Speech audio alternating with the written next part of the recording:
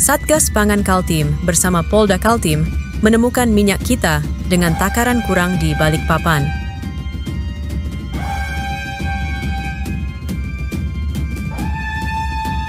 Dalam sidak di Pasar Pandansari, 10 sampel minyak ditemukan kekurangan lebih dari 20 ml, di bawah 980 ml, padahal batas toleransi adalah 985 ml.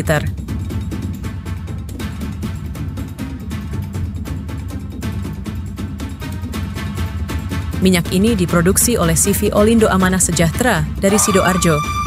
Temuan ini akan dibahas dalam rapat gabungan untuk menentukan langkah selanjutnya, termasuk kemungkinan penarikan produk.